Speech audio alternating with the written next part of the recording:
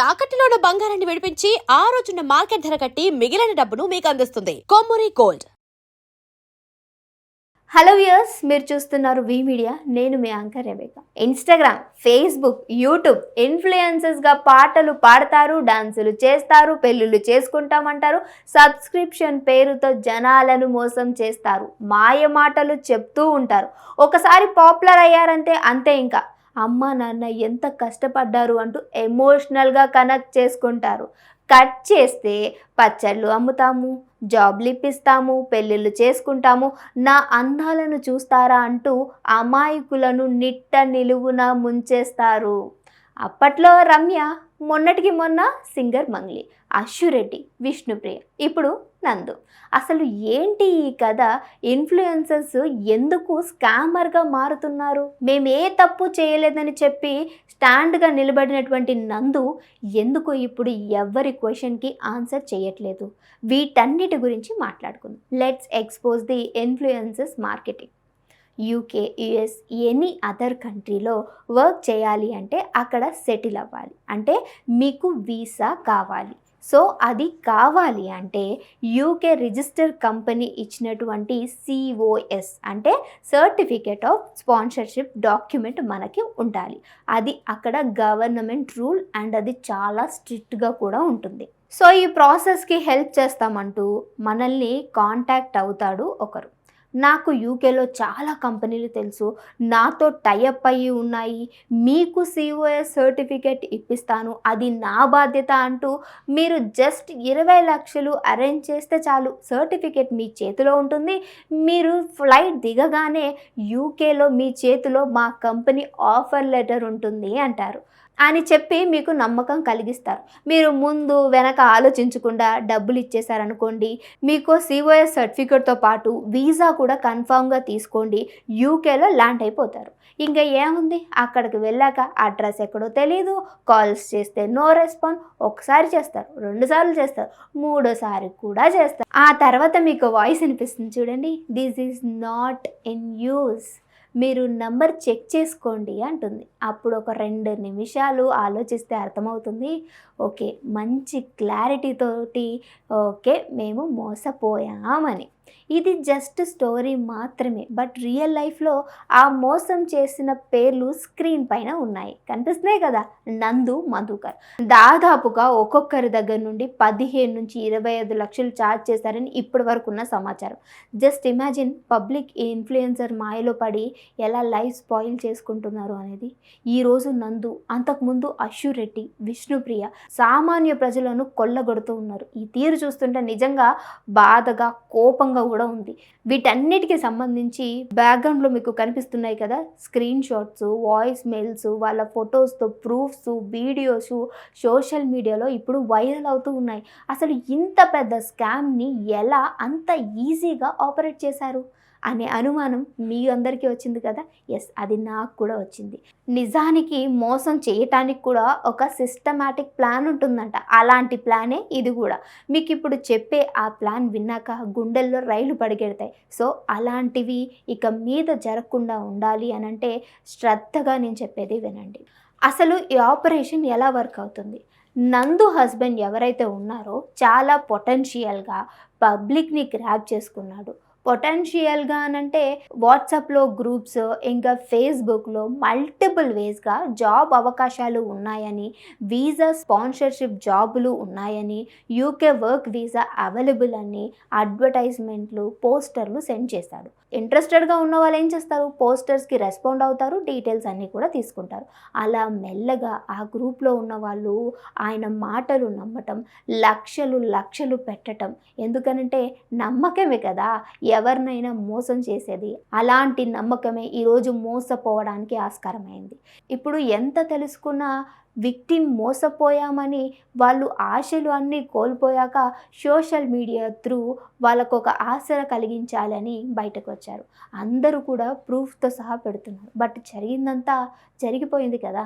అయినా ఆ పర్సన్ని ఎందుకు అంతలా నమ్మారు, ముందు వెనక ఆలోచించకుండా నమ్మారని మీ అందరికీ ఒక డౌట్ రావచ్చు, వచ్చే ఉంటుంది, బహుశా నాకు కూడా అదే డౌట్ వచ్చింది. అదేంటో తెలుసా, సోషల్ మీడియాలో ఉన్న నందూస్ వరల్డ్ అనే అకౌంట్, యూట్యూబ్లో 2.8 మిలియన్ సబ్స్క్రిప్షన్ ఉన్నటువంటి అకౌంట్, అంతకుమించి పెద్ద వీళ్ళకేమీ ఇమేజ్ లేదు.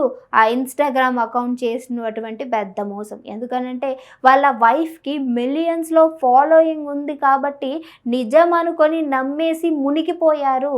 ఎగ్జాక్ట్లీ కొన్ని మంత్స్ బ్యాక్ కూడా ఇదే జరిగింది. 2025లో సేమ్ ఇలానే వార్తలు వచ్చాయి. అప్పుడు ఇమీడియట్గా నందు రెస్పాండ్ అయ్యారు.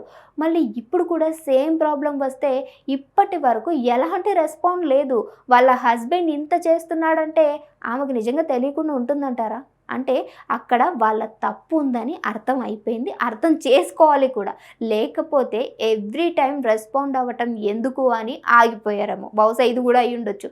అయినా ఇన్ఫ్లుయెన్సర్స్ మోసం చేయడం, పబ్లిక్ మోసపోవడం అనేది పెద్ద కొత్త ఏమి కాదనుకుంటా.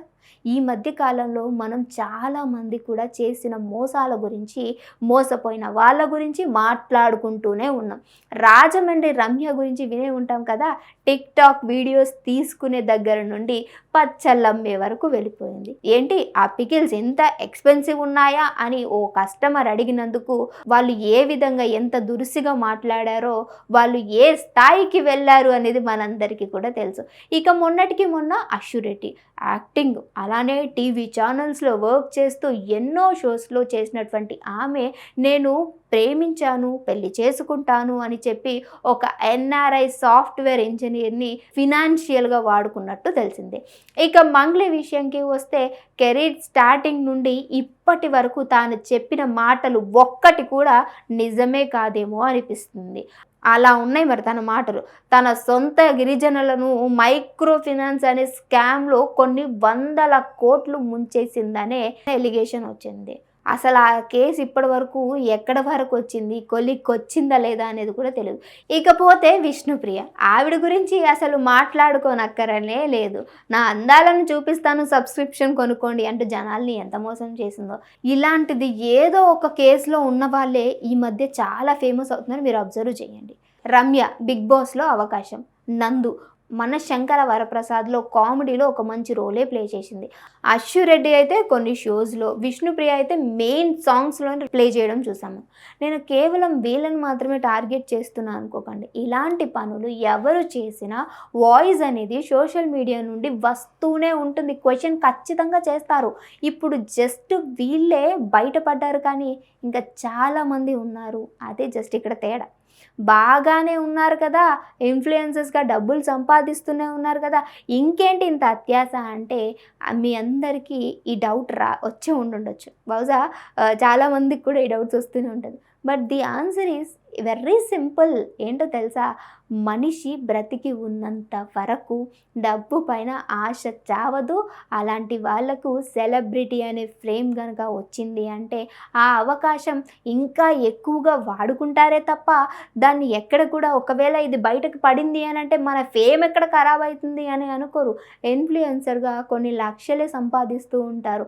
For example Ramya social media ద్వారా తనకి ప్లాట్ఫామ్లో ఇవన్నీ సేల్ చేయండి అంటే ప్రోడక్ట్స్ రిలేటబుల్ కావచ్చు, ఎన్ని వచ్చి ఉంటాయి. లేదు అని అంటే మనకి విష్ణుప్రియ అయితే సబ్స్క్రిప్షన్ తీసుకోండి, ప్రతి ఒక్కరికి, అది చిన్న పెద్ద అని ఎవరు లేరు. అసలు అది నాకు అర్థమే కావట్లేదు. నా డ్రెస్సింగ్లో ఇవి చూస్తున్నారు కదా, ఈ హాట్ పిక్స్ ఎలా ఉన్నాయి, మీరు ఇంతకు మించి చూడాలి అని అంటే ఖచ్చితంగా సబ్స్క్రిప్షన్ తీసుకొని చూడండి. ఈ పిచ్చి జనమా ఏంటో అర్థం కారు కానీ ఇలాంటివి చూస్తూ ఉంటూ మోసపోతూ ఉంటారు. మంగ్లీ ఎన్ని కోట్లు స్కామ్ చేసేసింది. సో అష్యూరెడ్డి ఒకరిని ప్రేమించాను అని అంటూ ఆయన దగ్గర 9.5 CR అంటే అక్షరాల 9 కోట్లకు పైగా ఆ డబ్బులు తీసుకొని ఆయనని ఈరోజు మోసం చేసినట్టు మనం ఎన్నో కథనాలు విన్నాం. అవన్నీ కథనాలు కాదండి, నిజంగా జరిగినవే.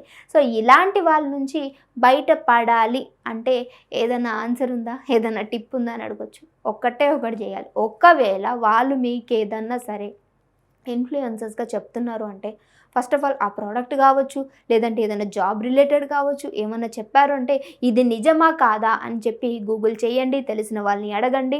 సో ఇదంతా జెన్యూన్ అనుకున్న తర్వాత వాళ్ళతో ఫేస్ టు ఫేస్ డైరెక్ట్గా మాట్లాడిన తర్వాతనే చేయండి. లేదు అని అంటే ఇంకా ఎన్నో మోసాలు ఎన్నో ఇక మీదట జరుగుతూనే ఉంటాయి. ఆ మోసానికి మనమే కారణం. ఎందుకనంటే నమ్మకమే మనల్ని మోసం చేస్తుంది కాబట్టి ఖచ్చితంగా మనమే మోసపోతాం, మనమే అప్పుల పాలవుతుంటాం. ఇదిగో ఈరోజు ఇలా రోడ్డున పడాల్సినటువంటి సంఘటనలు కూడా వస్తూ ఉంటాయి. మరి మీరందరూ ఏమనుకుంటున్నారు? నేను చెప్పిన దాంట్లో ఏదైనా తప్పు ఉందా? డెఫినెట్గా కింద కామెంట్ చేయడం మర్చిపోకండి. ఎవరైనా బాధితులు ఉంటే మాత్రం కింద కామెంట్ చేయడం మర్చిపోకండి. మీతో ఖచ్చితంగా మేము మాట్లాడటానికి ట్రై చేస్తాం. ఇంకో వీడియోతో మళ్ళీ కలుస్తాం. చూస్తూనే ఉండండి అవర్ ఛానల్.